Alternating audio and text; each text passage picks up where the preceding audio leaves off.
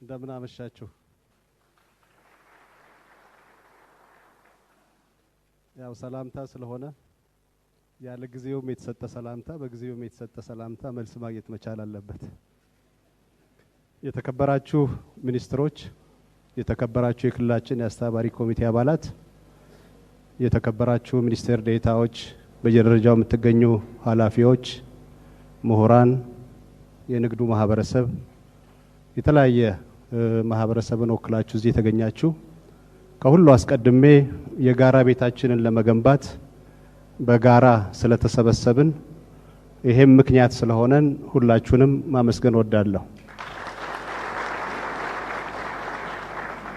እንግዲህ እንደዚህ አይነት መሰባሰቦች መልካም ናቸው። እንደዚህ አይነት መሰባሰቦች አቅም ናቸው። እንደዚህ አይነት መሰባሰቦች ለበርካታ ዓመት ያልተሞከሩ የፕሮጀክት ስራዎች ተጀምረው እንዲያልቁ ጥሩ መንፈስ ይፈጥራሉና የሁላችሁም መሰባሰብ የሁላችሁም እዚህ መምጣት እጅግ በጣም አስደስቶናል። እናንተም እዚህ ስለተገኛችሁ በድጋሚ ታንኪዩ ማለት እንወዳለሁ። እንግዲህ የቱሪዝም ዘርፍ በሀገራችን ኢኮኖሚ ከምንገነባባቸው ዋና ዋልታዎች መካከል አንዱ ተብሎ ነው የሚወሰደው። አንበሪቾ 777 ከዚህ በፊትም ነበረ፣ ለረጅም ዓመት ቆይቷል። የሚመለከተው የሚያስታውሰው በደንብ የሚያየው መሪ አላገኘም ነበረ። መሪያችን የገጠር ኮሪደርን ለማስጀመር ወደ ክልላችን በመጡ ወቅት ተመልክተው አሳይመንት ሰጥተው የመጀመሪያው ስራ ተሰርቷል። አቶ አረጋ ቅድም ሲገልጽ የተሰራው 777 የመጀመሪያው 777 አለ። ከዛ በኋላ ሌላ 777 ተሰርቷል። ሶስተኛ 777 ተሰርቷል። ይሄንን ካዩ በኋላና ከተመለከቱ በኋላ ወደዚህ የሚመጣው ቱሪስት የት ነው የሚያርፈው? ይሄ መስህብ ነው። መስህብነቱን ተቀብለነዋል። መዳረሻ ግን ያስፈልገዋል። ሰዎች 2 ቀን 3 ቀን ቆይተው አካባቢውን የሚጎበኙበት የሚል አሳይመንት ሰጠ። በአሳይመንቱ መሰረት እንቅስቃሴ ተደርጎ ዛሬ ሁላችሁንም ለመሰብሰብ ተችሏል። ዝርዝር ነገር የዞን ዋና አስተዳዳሪ አቶ አረጋ አንስተዋል። ዝርዝር ነገር ማንሳት ብዙ አልፈለኩም። እኔ ከዝርዝሩ ነገር በላይ ማንሳት የፈለኩት ፕሮጀክቱን እንዴት እናሳካ ወደሚለው ነው። ስለዚህ ብዙ ወንድሞች ብዙ ባለጸጎች ከዚህ በፊት ባደረግነው ስብሰባ ላይ ከ20 እስከ 30 የሚሆኑ ወንድሞች አንዳንድ ጎጆ ለመስራት ለማስረከብ ቃል ገብተዋል። የክልል መንግስትም በተመሳሳይ ሁኔታ ሞዴል ጎጆ ቤት ሰርቶ ለማስረከብ በ3 ወር ቃል ገብቷል።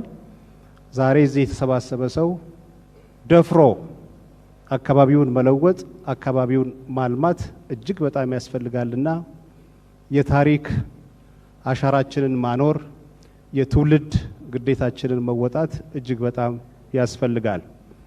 በተደጋጋሚ የማነሳው አንድ ምሳሌ አለ። አልበርት አንስታይን በዓለም አቀፍ ደረጃ የታወቀ ፊዚስት ነው።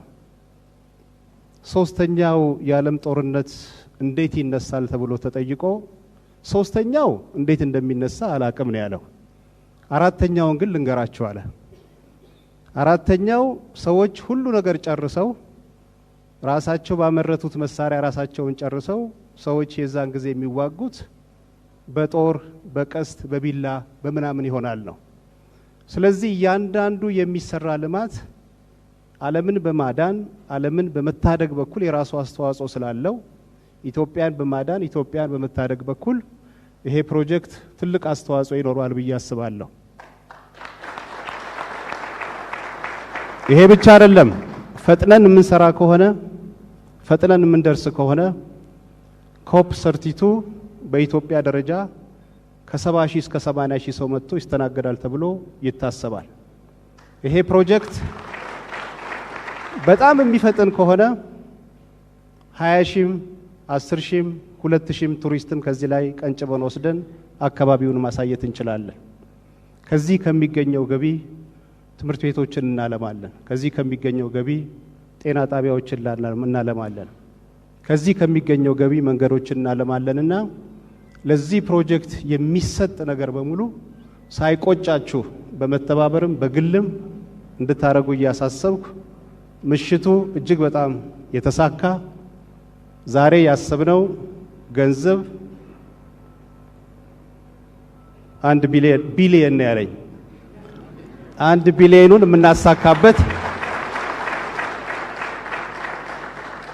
በአይነት የምንሰጥበት ልጆቻችንን ታሪክ የምናወርስበት እኛነታችን መገለጫ የሆነውን የአንበሪቾ 77 ታሪክ የምናሮርበት ቀን ነውና በርቱ፣ ጠንክሩ፣ ሳትፈሩ የምትጠየቁትን ነገር አርጉላለሁ። አመሰግናለሁ።